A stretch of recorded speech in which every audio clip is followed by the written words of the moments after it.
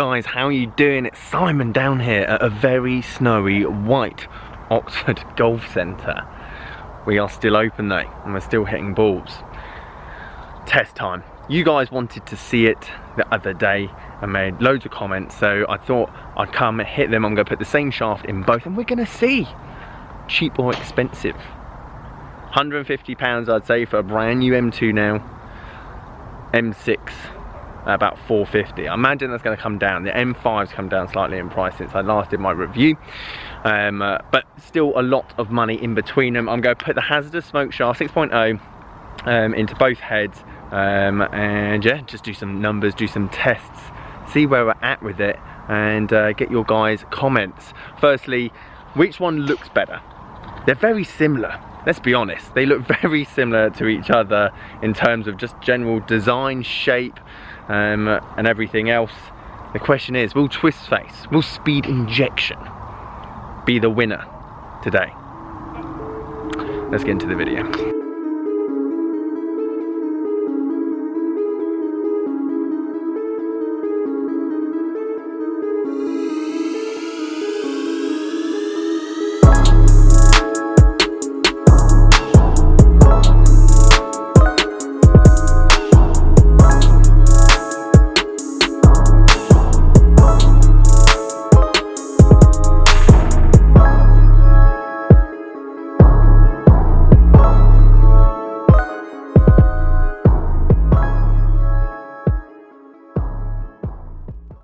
Right guys, 5 drives with each driver back to back.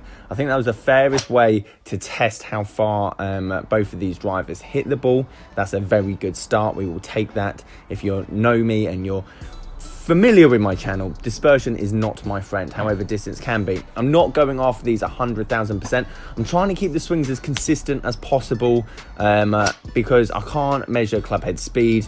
I imagine my clubhead speed with these drives at the moment probably 120, 122, but I'm not trying to kill it.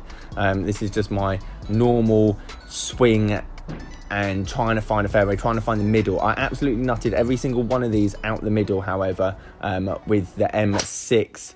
Not necessarily with the M2, but the results are still surprising.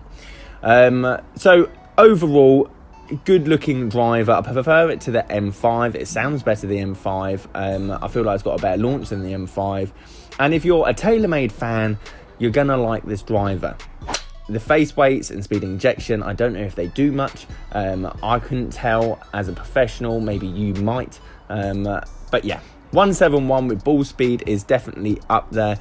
I had high ball speeds with the Cobra, definitely my favorite this year in white.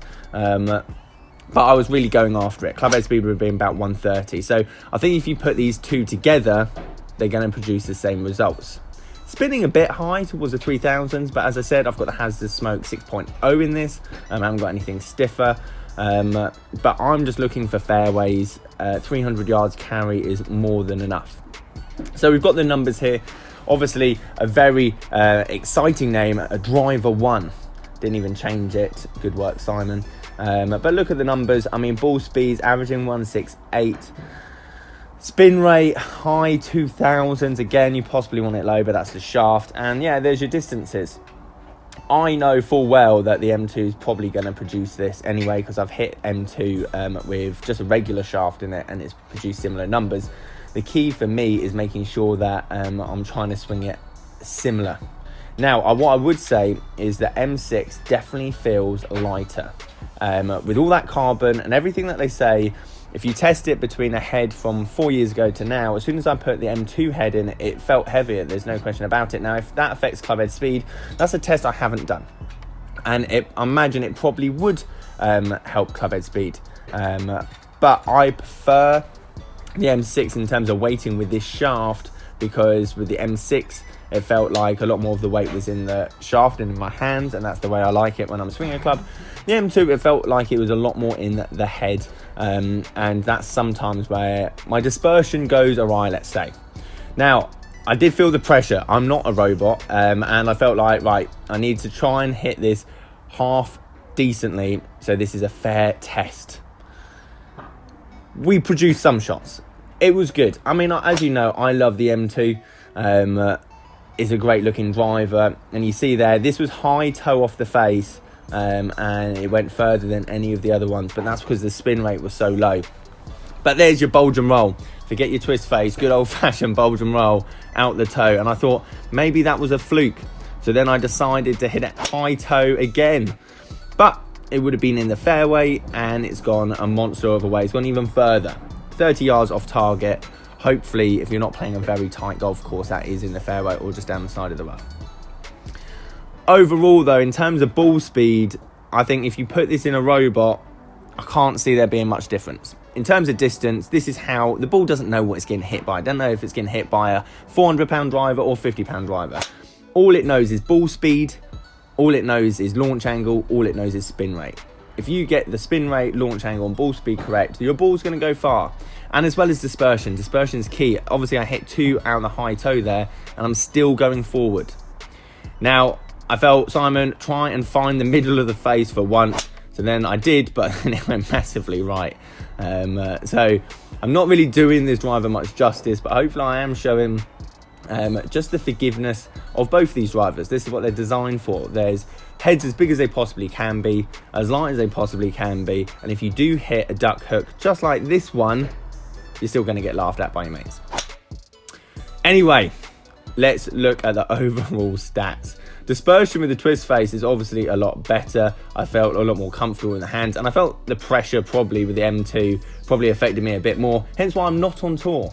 But overall, if you look at the average ball speeds that we will at the moment and the distance, they're virtually the same. Now, I'm not saying that my swing was perfect for every single one and consistent. However, these are marginal gains between the two. Obviously, we averaged more with the M2, but that's because the spin rate was lower.